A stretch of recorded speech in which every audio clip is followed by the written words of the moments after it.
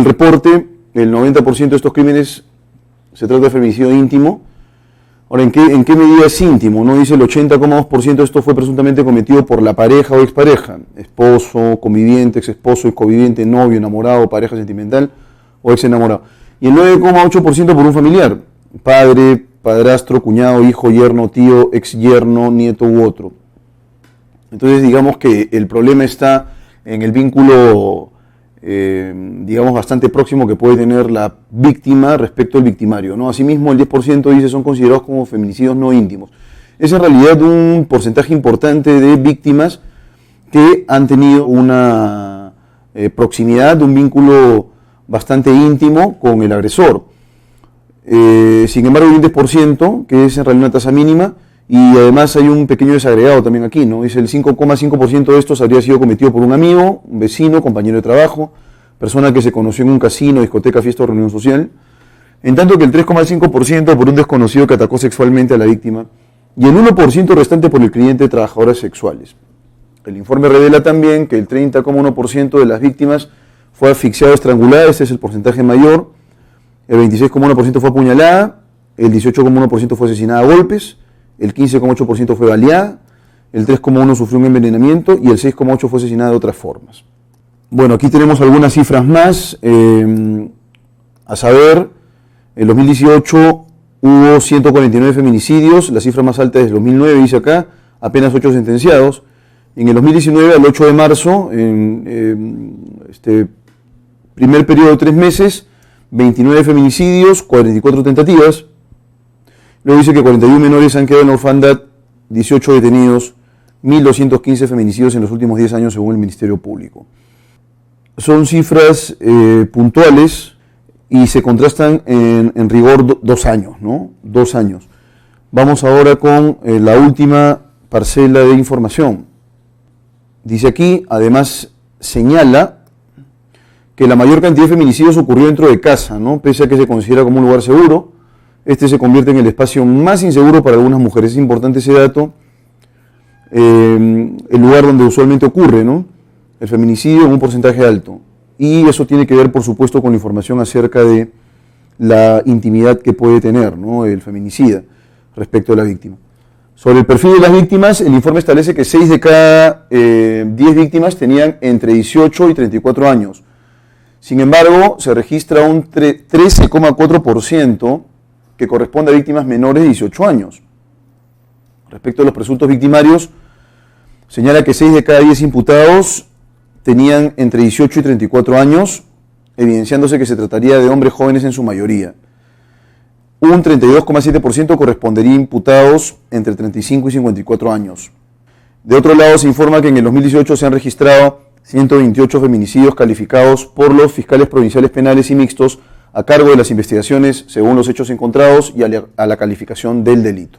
Son datos interesantes que nos permitirían más o menos tener una óptica muy puntual acerca de qué es lo que posiblemente debemos buscar en este incremento desde el 2009 hasta el 2019, ¿no? Y habría que ver cómo va el asunto ahora, apenas nuevamente en los 3 primeros meses de este año, ¿no?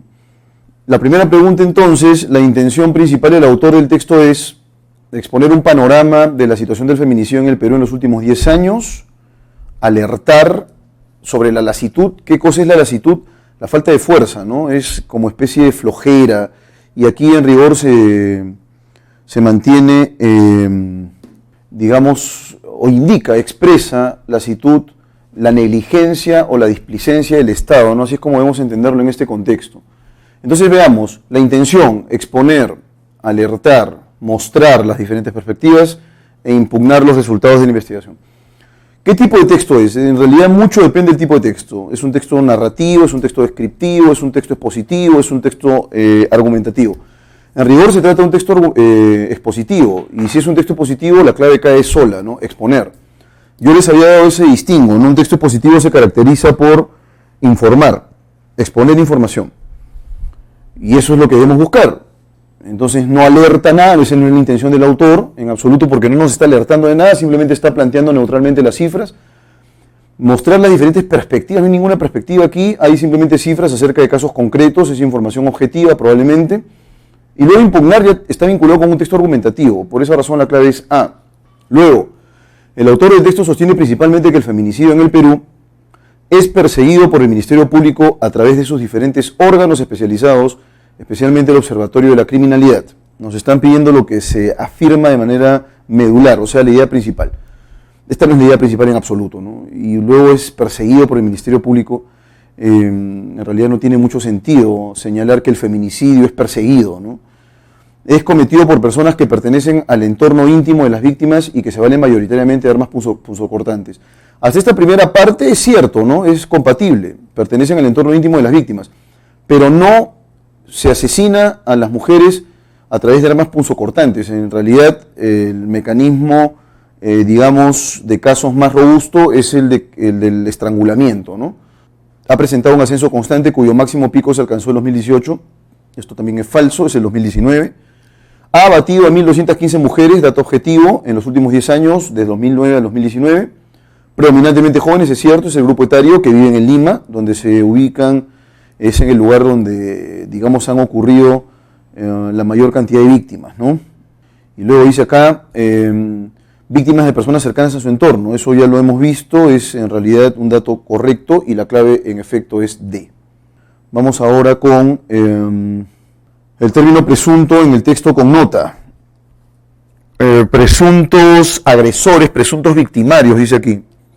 Si es presunto es porque no hay, digamos, una prueba de que ellos sean, no hay una prueba de que ellos sean agresores, ¿no? Entonces, ¿qué connota presunto?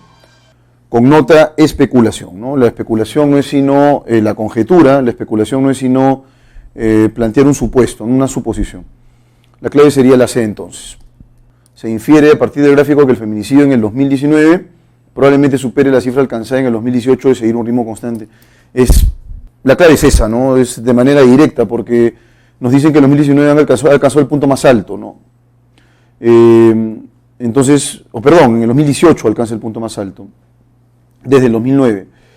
Y entonces, estableciendo una comparación en cuanto al gráfico, uno puede señalar que si apenas en los 2 primeros meses, o en los 3 primeros meses, el 8 de marzo, no, inicios de marzo, son 29 feminicidios, lo más probable es que exista pues un incremento, ¿no?, de los casos. La clave es esa. Ha dejado la mayor cantidad de menores huérfanos en los 9 años anteriores. Sí, eso implicaría pensar que todas las víctimas de feminicidio han sido madres, ¿no?, lo cual no es cierto. Producirá por lo menos la cantidad de 18 sentenciados por el Ministerio Público. Ya hay en realidad 18 detenidos. Probablemente eso se incremente y probablemente la cantidad de sentenciados sea mayor. Y luego será combatido por el sistema de justicia con mayor eficacia que los años anteriores. En realidad la eficacia o no depende de otras variables, no tiene nada que ver con las cifras que se plantean aquí.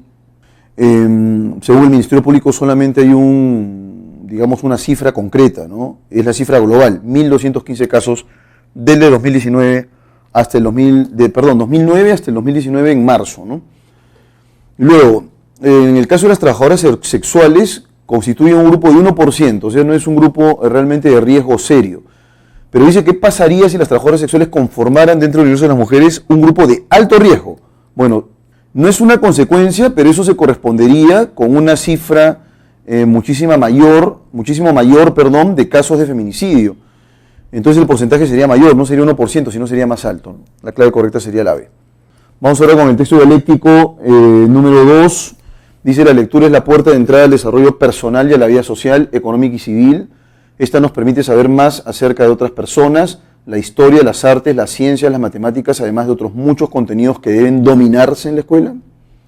Debido a esto, los profesores tenemos hoy en día la misión de inculcar el hábito de la lectura, no solo para potenciar la comprensión escrita, sino también para ayudar a nuestros estudiantes a descubrir, con esto es el objetivo, el placer de la lectura, no solamente por una cuestión de comprensión nada más, sino de goce, ¿no?, de placer. De acuerdo con la Asociación Internacional de la Lectura, los ahora adolescentes, cuando sean adultos en el siglo XXI, leerán y escribirán más que en cualquier otro momento de la historia de la humanidad. Bueno, yo tengo serias discrepancias respecto de ello. Es por ello que necesitan niveles avanzados de alfabetización para realizar su trabajo, administrar sus hogares, actuar como ciudadanos y llevar a cabo su vida personal. Por lo tanto, la motivación docente por la lectura placentera en los alumnos propiciará esa alfabetización crucial. Lo que el autor pondera más es una lectura placentera, ¿no? Y esa lectura placentera va a ir de la mano, o para el autor del texto va a implicar una alfabetización mucho más fluida, dice él, alfabetización crucial, para que logren hacer frente a la avalancha de información que se encuentra en todas partes, así como para que estimulen su imaginación. En consecuencia, podrán crear el mundo del futuro. Bueno, el texto 2A entonces pondera la lectura como placer, ¿no? Como una actividad placentera. Luego dice aquí, el texto 2B, actualmente la lectura de un libro por mero placer, cuando no viene impuesta por el establecimiento de una necesidad o exigencia externa de fuerza mayor, se halla desvalorizada, ya que se aprecia una relativa desmotivación hacia la lectura de libros por medio del disfrute personal.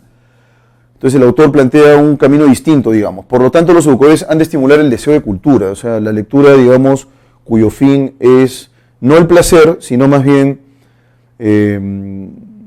la agencia de un mayor nivel cultural, ¿no? El afán de saber mediante el desarrollo de ciertas técnicas persuasivas que contribuyan a la formación de lectores autónomos. En consecuencia, se consolidará gradualmente la habilidad lectora. El entusiasmo por la lectura debe surgir fundamentalmente partiendo, dice acá, de la estimulación de la motivación cognitiva del lector. Leer activa y creativamente supone liberar la imaginación con el fin de explorar en el conocimiento ese afán de búsqueda de información. Dado que la lectura es un instrumento básico para acceder al conocimiento, además de propiciar la confrontación o contraste de ideas. Los docentes han de ensalzar su enorme valor funcional. No obstante, enseñar y aprender a leer supone un relativo esfuerzo, ya que la adquisición y consolidación de hábitos lectores envuelve una mayor complejidad al requerirse ciertas dosis de paciencia y constancia de maestros y alumnos.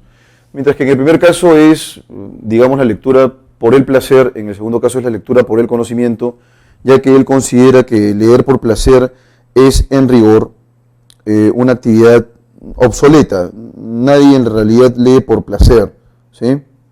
Vamos ahora con la resolución de preguntas de opción múltiple. No es propiamente una polémica, ¿no? Yo en realidad veo más coincidencias que diferencias o que una confrontación de ideas sustancial, ¿no? En lo sustancial coinciden ambos textos. En lo que sí difieren es en cuál va a ser la finalidad, lectura por placer o lectura por conocimiento, ¿no? O por cultura. Entonces la clave correcta en rigor es la A, ¿no? La finalidad de la lectura en los estudiantes. La alfabetización escolar no tiene nada que ver eso. Valor hedonista, o sea, el hecho de placer por el placer. El pedagógico, creo que han querido decir la pedagogía del maestro por aquí. La clave es la A. Ahora dice que se deben dominar varias materias. Entonces, ¿qué cosa implica dominar? Implica obligación, sometimiento, aprendizaje o severidad.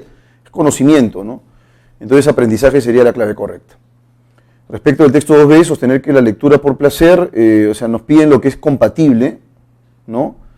Respecto de la lectura por placer, ¿no? Entonces es compatible afirmar que la lectura por placer resulta superficial si no se halla encaminada hacia el desarrollo cultural.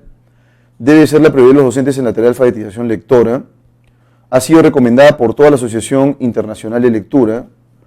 Es contraproducente para el desarrollo integral de los alumnos de la escuela. Entonces, lo correcto o lo que es compatible en rigor, ¿sí?, es que el autor del texto B soslaya o considera que no es relevante al menos la lectura por el mero placer, ¿no? Si uno no enfatiza en el nivel cultural que se puede adquirir a través de la práctica lectora, entonces el autor considera que es una práctica trivial y por esa razón la clave correcta es la A. Resulta superficial si no se halla pues encaminada hacia el desarrollo cultural. Eso es lo importante para el autor del texto. Vamos ahora con la pregunta número 4. La pregunta 4 entonces dice aquí, pese a las posturas antagónicas, o sea, contrarias, se infiere que los textos A y B convergen en, se refiere específicamente a las similitudes, ponderar el valor lúdico y placentero de leer en los escolares, destacar la misión del docente en la formación académica, reconocer a la lectura como un medio eficaz de aprendizaje, rechazar el goce o disfrute del lector en el proceso de lectura. Bueno, no hay un rechazo del goce, ¿no? Esta última aseveración sería una aseveración incompatible más bien. Lo que sí hay en rigor es una coincidencia en cuanto a la clave C, ¿no? Y creo que es lo medular en ambos textos, considerar que la lectura efectivamente es un buen mecanismo de aprendizaje. No hay una discrepancia fuerte ahí.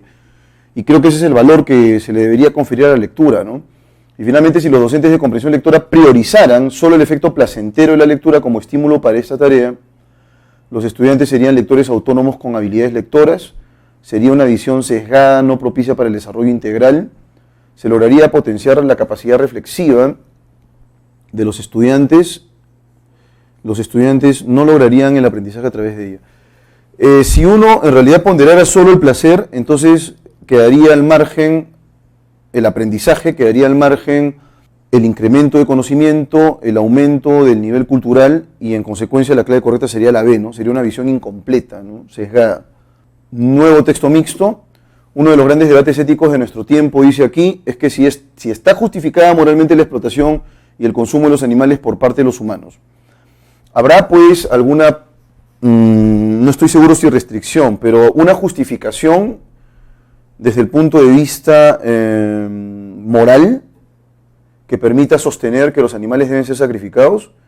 Para empezar, un par de hechos biológicos triviales, dice. El primero, en la mayoría de especies de vertebrados, cada hembra puede llegar a tener entre unas decenas y unos cuantos centenares de crías. Segundo, en una situación de equilibrio ecológico, el número de ejemplares de una especie se mantiene constante, si hay equilibrio. Ambos hechos implican necesariamente que por término medio todas esas decenas o centenares de crías, salvo un par de ellas, morirán antes de llegar a reproducirse, y lo más habitual es que mueran devoradas y o por falta de alimento. Porque va a haber, en realidad, en este caso, en la vida silvestre, una lucha por el alimento, depredadores y, por supuesto, víctimas de los depredadores, tener un depredador más o menos u otro competidor que se adelante a consumir aquellos recursos que podrían haberlos mantenido con vida, suele ser bastante irrelevante para todos esos animales que, inevitablemente, van a morir devorados y o hambrientos, incluso si toda la humanidad decidiera de repente hacerse vegana. Alimentar a 7.000 millones de personas durante una vida media de 70 u 80 años implicaría de forma inevitable que varios billones de vertebrados tendrán que morir, ya sea pisoteados por nuestros tractores o más habitualmente por no haber podido ser ellos, en lugar de nosotros, los que se dieran un festín con nuestras peras y garbanzos.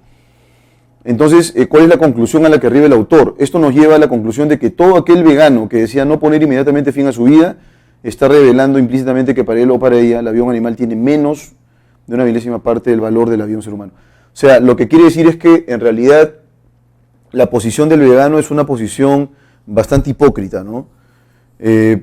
Porque en rigor, si uno se mantiene vegano, igual va a haber una lucha por la supervivencia y va a haber animales que van a morir, incluso animales que van a morir a propósito de la producción únicamente de productos comestibles de origen vegetal, ¿no? O de tipo vegetal. Entonces el autor del texto está a favor más bien de este uso instrumental del animal para la alimentación. Vamos con el texto 3. No existe algo como el daño cero, dice por acá. Los intentos prácticos o intelectuales por reducir el sufrimiento de los animales sintientes, los que tienen emociones, los que sienten, no pueden ser invalidados bajo la consigna de que habrá sufrimiento de todos modos, puesto que bajo esta premisa ni siquiera deberíamos evitar el sufrimiento de nuestra propia especie.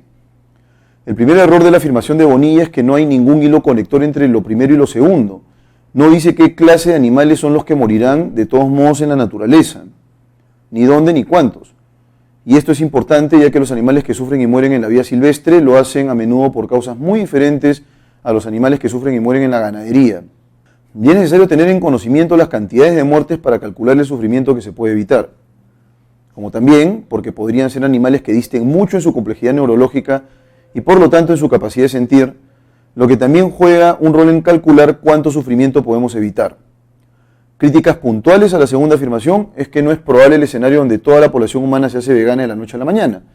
Pero aún más importante es que existe amplia evidencia de que la producción animal aumenta las muertes colaterales de otros animales y el daño en general al planeta y a los ecosistemas, como lo muestra el informe 2006 de la Organización de las Naciones Unidas para la Alimentación y la Agricultura, FAO, titulado La larga sombra del ganado, donde se expone el rol de la ganadería en el cambio climático, en la contaminación atmosférica, en la degradación de la tierra, del suelo y del agua y en la reducción de la biodiversidad, abiertamente en contra de este uso instrumental que se hace de los animales, en consecuencia de, digamos, un rechazo por el consumo de carne animal, ¿no?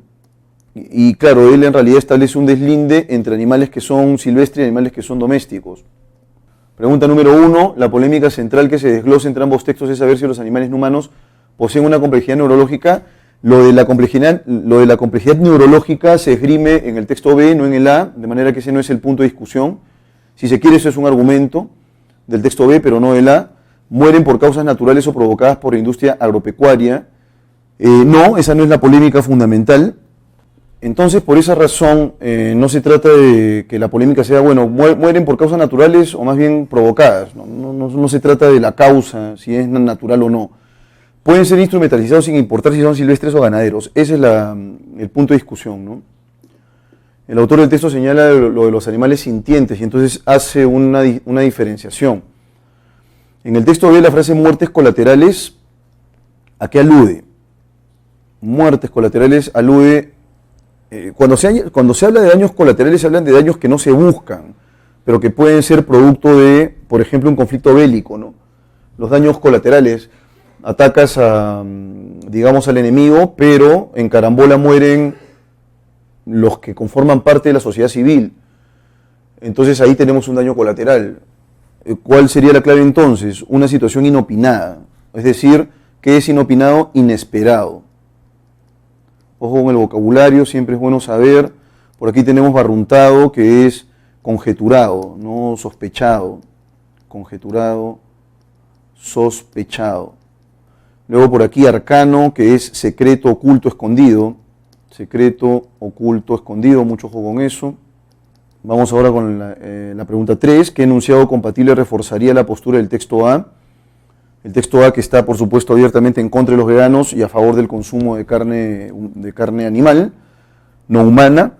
La búsqueda de año cero solo se logrará si todas las personas se convierten en veganas y procuran tener la menor cantidad de familia. Es claro que el texto A no plantea este concepto de año cero. Eso se esgrime en el texto B.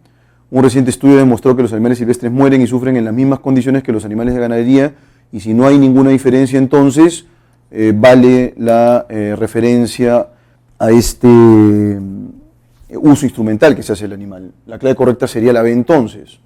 Pregunta número 4. ¿Se puede inferir del texto B que los animales que sufren y mueren en las ganaderías cumplen una función alimentaria gravitante para los seres humanos y otros animales? Estarían mucho mejor si fueran trasladados a la vida silvestre y dejados a su suerte. Es suficiente razón para que la industria alimentaria abandone la producción de carne. Estarían compuestos en su mayoría por animales que poseen más capacidad de sentir. Entonces, lo que debemos buscar en este caso es la eventual idea que se puede deducir. ¿Cuál sería la eventual idea que se podría deducir entonces del texto B? Estarían compuestos en su mayoría por animales que poseen más capacidad de sentir, ¿no? Y en consecuencia tienen al ser animales sintientes, dice el autor del texto, tienen una capacidad neurológica más compleja, ¿no? Y eso hay que considerarlo. Por ejemplo, a una vaca le quita su ternero, va a sufrir. 5. Si toda la población de la noche a la mañana se hiciera vegana, entonces animales y no humanos lograrían convivir de manera armónica. Eso es falso. Igual los animales van a morir, los hombres también. El sufrimiento de todos los seres del planeta se menoscabaría muy pronto, es decir, se deterioraría. Esa no puede ser la clave, porque, a ver, dice todos los seres del planeta, entonces eso implicaría que el árbol sufra, el trébol sufra también. No tiene mucho sentido. Ese todos los seres es una afirmación demasiado amplia como para ser considerada válida cuando la discusión es una discusión mucho más ceñida. La consigna de ausencia de año cero que defiende el texto B se mantendría, eso es cierto, porque aun cuando se hagan todos veganos, no existiría el daño cero, ¿no? Entonces él no negociaría ese argumento. La clave es casa. Bien, pasamos al texto número 1 de la sección B, rápidamente. Dice lo siguiente aquí: para nosotros llamar imperio romano al reino dominado por Constantinopla sería incurrir en una falsedad. A partir del 476, raras veces estuvo Roma en manos del emperador de Constantinopla, así que decirle imperio romano no tendría mucho sentido. Y nunca fue de nuevo centro del gobierno central, es decir, Roma. De hecho, durante casi toda su historia posterior, Roma constituyó un centro de oposición al imperio en Constantinopla. ¿Cómo debemos llamar entonces al imperio de Oriente? ¿Cuál sería la denominación más idónea? Los occidentales en siglos posteriores lo llamaron el imperio griego, y hubo una época en la que el imperio estuvo realmente limitado en gran parte a los pueblos de idioma y cultura griegos. Pero esto es demasiado limitado. A veces lo formaron gentes distintas a los griegos y sus tradiciones procedían tanto de sus herencias romanas y cristianas como de las griegas. Podemos considerarlo desde otro punto de vista. El imperio romano fue llamado así porque estaba dominado por Roma. Constantinopla era quien gobernaba el imperio de Oriente. Entonces, ¿no se le debe llamar imperio de Constantinopla? El problema es que la frase es torpe. Durante los 4 últimos siglos se recurrió al término de Bizancio, el antiguo nombre Constantinopla. Por esta razón el imperio bajo el dominio de Constantinopla llegó a ser llamado Imperio Bizantino. Y consideramos que esta es la nomenclatura correcta. Entonces lo que él quiere es validar básicamente que la denominación más idónea es la denominación de Imperio Bizantino. Pregunta 1b. El denominado Imperio Bizantino nunca fue llamado así durante su existencia de 11 siglos por nadie, de manera que aquí tenemos una abierta discrepancia.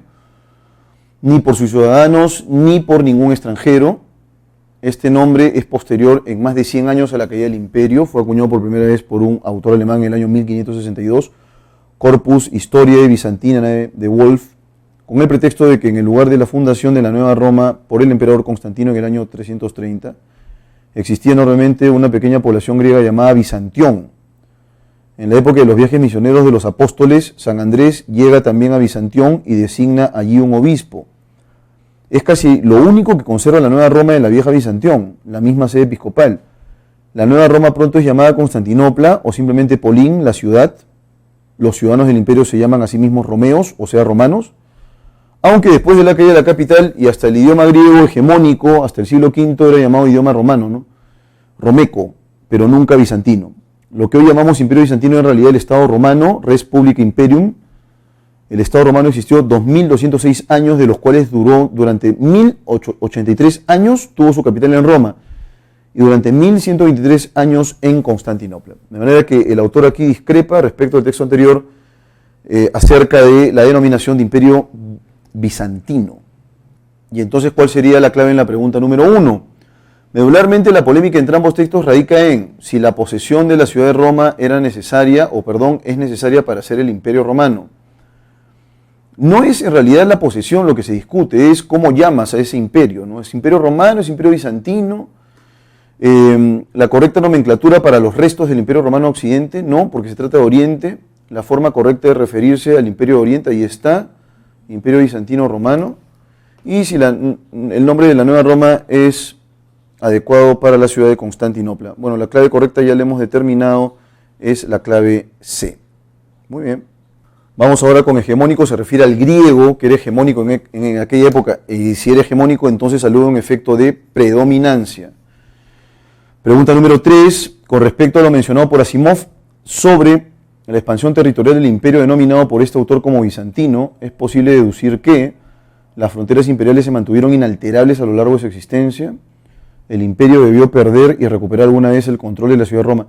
Justamente en el caso de Asimov dice que pocas veces fue el centro Roma, ¿no? O el imperio romano estuvo a cargo de. En consecuencia, la clave correcta es Bebe. El imperio debió perder y recuperar alguna vez el control de la ciudad de Roma, ¿no? Y esa alternancia es la que no le permite llamarlo estrictamente imperio romano y él opta por llamarlo imperio bizantino. Pregunta número 4. Es incompatible afirmar que ambos textos tienen como punto de coincidencia afirmar que Constantinopla tomó el lugar de Roma como centro de poder imperial, señalar que el término bizantino es posterior al imperio al que se hace referencia, aceptar la fuerte presencia de la cultura y lengua griegas en el Imperio de Oriente, relevar, es decir, poner de relieve, considerar importante la absoluta continuidad entre la vieja Bizancio y lo que se denomina Constantinopla. La clave correcta es la alternativa D. ¿Cuál es la razón por la cual esa es la clave, ¿no? En el caso de Andruskevich existe, o él afirma que lo único que mantiene, digamos, la nueva ciudad con Bizantión es la sede episcopal, ¿no? Es el único relicto, digamos, de ese viejo imperio romano. Por esa razón, no puede ser ese un punto de convergencia y eso sería incompatible. 5. Si la ciudad de Roma hubiera sido posesión del imperio regido desde Constantinopla, pero no hubiera sido su centro de poder, entonces Asimov mantendría aún reticencias en llamarlo el imperio como romano, ¿no? Por Constantinopla en rigor, aun cuando el centro sea Roma, ¿no?